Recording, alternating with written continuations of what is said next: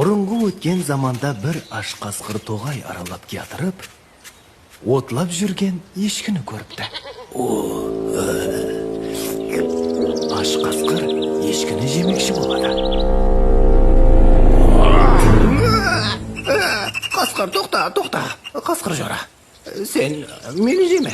Білесің бе, менің бір өнерім бар. Мен саған соны көрсетейін. Не өнерің бар?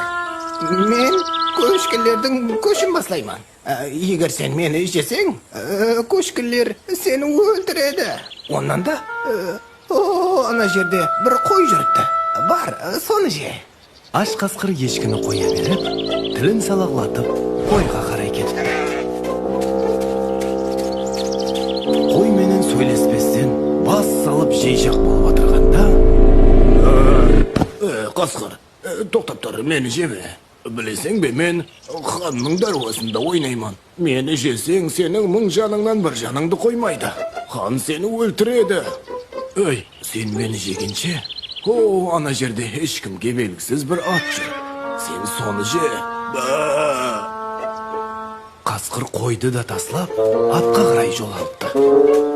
Атты енді жейін деп атырғанда, Тоқта, мені жеме. Менің артқы тұяғымда хат бар. Сол хатты оқып болып же. қане менің қасыма жақынла. Хатты дәрхал оқып алмасаң, тұяқтың ішіне сіңіп кетеді. Қане бола ғой. Қасқырға бұл мақұл түседі. Солай етіп қасқыр аттың артқы тұяғына үңіліп тұрған уақытта, ат қасқырдың қақ маңдайына тимеді.